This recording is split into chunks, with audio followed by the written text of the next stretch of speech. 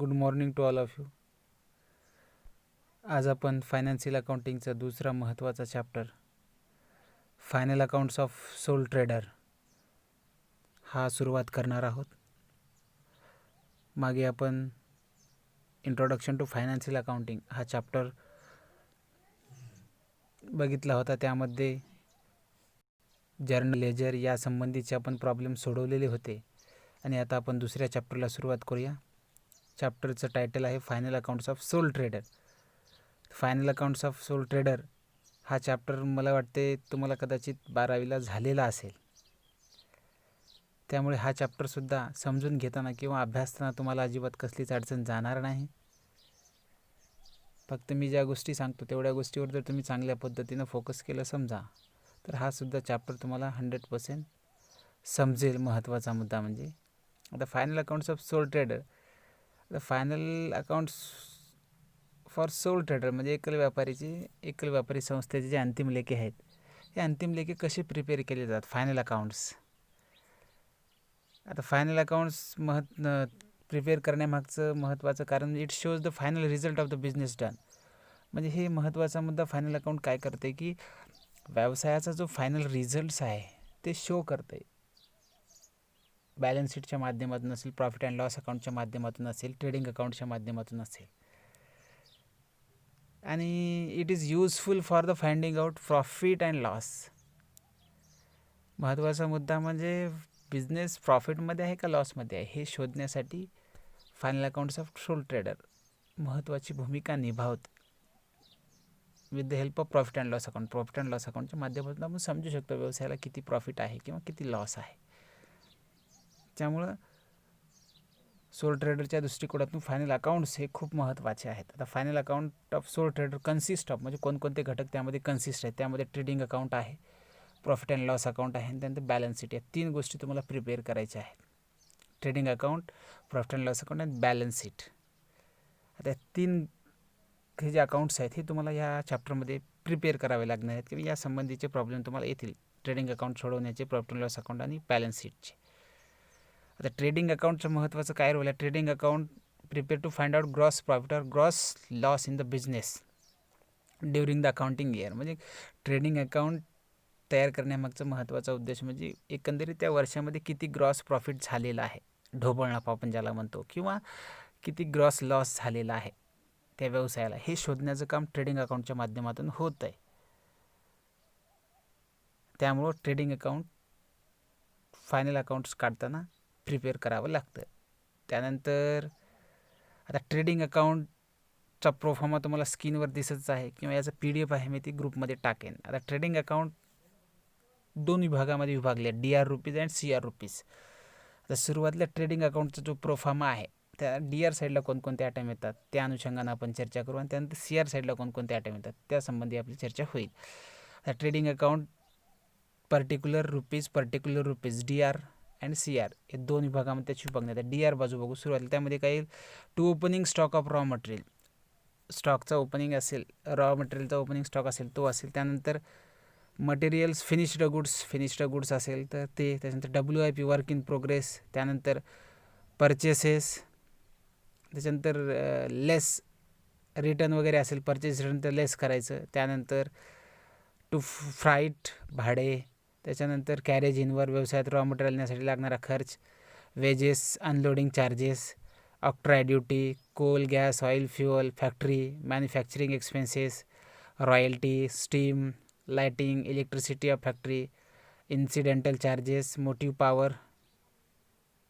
त्याच्यानंतर DR साईडला पुन्हा ग्रॉस प्रॉफिट काढावं लागणार आहे. त्यांचं CR साईडला बाय सेल्स किंवा लेस रिटर्न असेल तर लेस करायचं. त्यानंतर बाय गुड्स विथड्रॉन, गुड्स जर उचलले असतील व्यवसायातून तर ते. त्यानंतर बाय फ्री सॅम्पल्स. त्याच्यानंतर गुड्स जर डिस्ट्रॉयड झाले असतील तर त्यानंतर क्लोजिंग स्टॉक येईल. अशा पद्धतीनं हा ट्रेडिंग अकाउंटचा प्रोफॉर्मा असेल. त्यानंतर जी साईड मोठी होईल ती टोटल घ्यायची. CR साईडला आलं तर बाय लॉस आणि DR साईडला आलं तर टू ग्रॉस प्रॉफिट. अशा पद्धतीनं हे ट्रेडिंग अकाउंटचा प्रोफॉर्मा आहे. स्क्रीनवर येईलच आणि सगळा प्रोफॉर्मा तुम्ही व्यवस्थित पाठांतर करून घ्यायचा आहे. कोणत्या साईडला कोणते आयटम नेमके येत आहेत, महत्त्वाचा मुद्दा. त्या अनुषंगानं तुम्हाला चर्चा करावी लागेल किंवा त्याचं जोरदार पाठांतर तुम्हाला करावं लागेल, महत्त्वाचा मुद्दा म्हणजे. आता त्यानंतर प्रॉफिट अँड लॉस अकाउंटकडे आपण वळूया. आता profit and loss account is prepare to find out the net profit और net loss of trader during the accounting year. म्हणजे profit and loss account is prepared for find out profit and loss.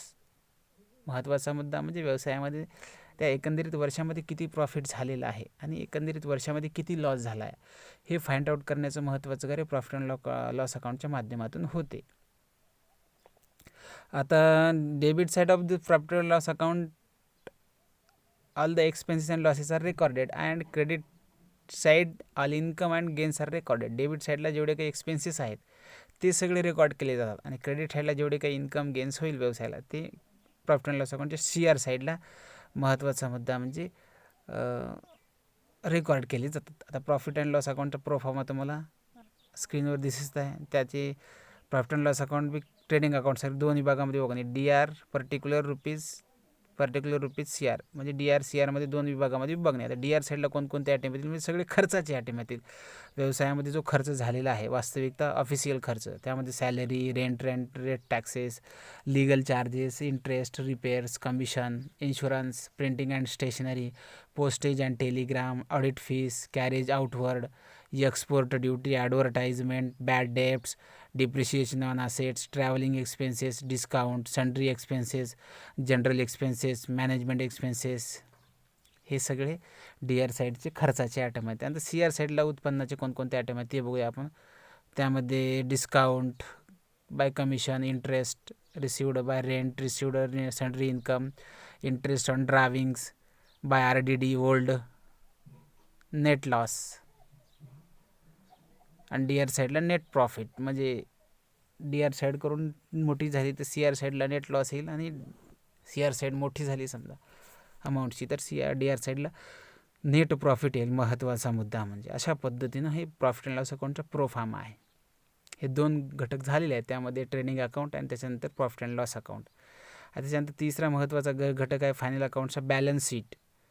The balance sheet is a statement which indicates the financial position of business at particular date. म्हणजे balance शीटचा महत्त्वाचा role काय आहे, particular डेटला 31 डिसेंबर आणि वर्षाच्या शेवटी किंवा 31 मार्चला बॅलन्स शीट काय करते, त्या व्यवसायाची एक्झॅक्ट पोझिशन काय आहे म्हणजे व्यवसाय कोणत्या स्थितीत आहे हे दर्शविते. महत्त्वाचा मुद्दा म्हणजे व्यवसायामध्ये किती संपत्ती उपलब्ध आहे ह्याचा अंदाज आपल्याला बॅलन्स शीटच्या ॲसेट साईडहून येतो आणि व्यवसायावर किती कर्ज आहे किंवा व्यवसाय किती लोकांचं देणं आहे ह्या गोष्टीचा अंदाज आपल्याला लायबिलिटी साईडच्या आयटमकडून येतो. महत्त्वाचा मुद्दा म्हणजे एकंदरीत व्यवसाय किती पाण्यामध्ये आहे किंवा व्यवसाय कोणत्या स्टेजला आहे हे दर्शवण्याचं काम 31 मार्चला बॅलन्स शीट करते. म्हणजे बॅलन्स शीटवरून आपल्याला अंदाज येईल की व्यवसायामध्ये किती असेट्स आहेत आणि व्यवसायामध्ये किती कर्ज आहे.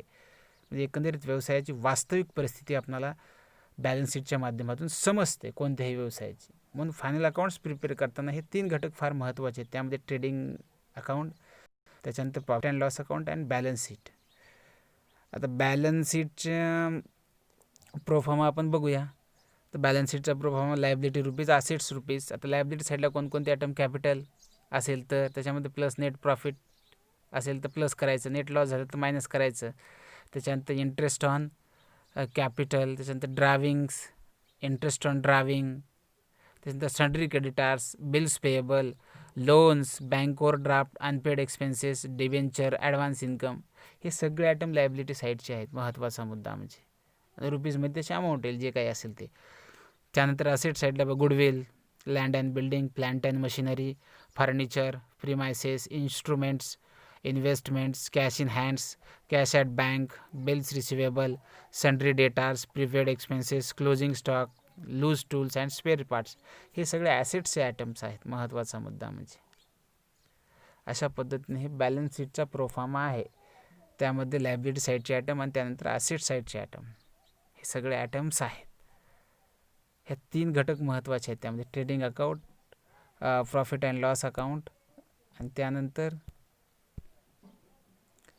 बॅलन्स शीट, हे 3 घटकावर आधारित प्रॉब्लेम्स या चॅप्टरमध्ये महत्त्वाचा मुद्दा म्हणजे तुम्हाला सोडवायचे आहेत. आणि ते सगळे प्रॉब्लेम्स तुम्ही सोडवू शकता, कारण हा सगळा भाग तुम्हाला कदाचित 12वीला झालेलाच आहे, म्हणजे झालेलाच आहे. आणि हे जे मी प्रोफामे दिलेले आहेत, आम्ही तुम्ही सगळे व्यवस्थित अभ्यासून घ्यायचे, म्हणजे कोणत्या ट्रेडिंग अकाउंटच्या DR साईडला कोणकोणते आयटम्स येतात, CR साईडला कोणकोणते येतात, त्यानंतर प्रॉफिट अँड लॉस अकाउंटच्या DR साईडला कोणकोणते आयटम्स येतात, आणि त्या CR साईडला कोणकोणते आयटम येतात, लायबिलिटी साईडला कोणते आयटम बॅलन्स शीटच्या, आणि असेट साईडला कोणकोणते आयटम, ह्या सगळ्या गोष्टीचा तुम्ही मायक्रो लेवलवर स्टडी करायची, पाठांतर करून टाकायचं, म्हणजे प्रॉब्लेम सोडवताना तुम्हाला अजिबात अडचण जाणार नाही. महत्त्वाचा मुद्दा आमची. आणि ह्या सगळ्याचा PDF फॉर्म मी तुम्हाला ग्रुपमध्ये सेंड करेनच. त्यामुळे सर्व विद्यार्थ्यांनी चांगल्या पद्धतीने या चॅप्टरचा आता आपल्याला अभ्यास करायचा आहे. महत्त्वाचा मुद्दा म्हणजे मागचा झालेला चॅप्टर आहे, वहीमध्ये तुम्ही व्यवस्थित लिहून सगळे प्रॉब्लेम मी चेक करीन, आणि यानंतर ह्या चॅप्टरचे सुद्धा सुरुवातीपासून शेवटपर्यंत जे जे प्रॉब्लेम होते सगळ्या विद्यार्थ्यांच्या वहीमध्ये मला दिसले पाहिजेत. महत्त्वाचा मुद्दा म्हणजे ओके, ठीक आहे. तर उद्याच्या लेक्चरपासून आपण आता या चॅप्टरचा जो प्रॉब्लेम्स आहेत त्या प्रॉब्लेम्सला घ्यायला सुरुवात करूया. आज फक्त थेरॉटिकल पार्ट मी चर्चा केलेली आहे, म्हणजे प्रोफॉर्मा ट्रेडिंग अकाउंटचा कसा आहे, प्रॉफिट अँड लॉस अकाउंटचा कसा आहे, त्यानंतर बॅलन्स शीटचा प्रोफॉर्मा कसा आहे, या अनुषंगाने आपली चर्चा झालेलीच आहे. याचं PDF फॉर्म मी तुम्हाला ग्रुपमध्ये सेंड करीनच. हे सगळं तुम्ही आजच्या दिवस अभ्यासायचं, वहीमध्ये लिहून काढायचं. त्यानंतर उद्याच्या लेक्चर्सपासून आपण पहिल्या प्रॉब्लेमला सुरुवात करू, का उद्यापासून आपले प्रॉब्लेम्स या चॅप्टरचे विशेषतः सुरुवात होतील. महत्त्वाचा मुद्दा म्हणजे तोपर्यंत धन्यवाद.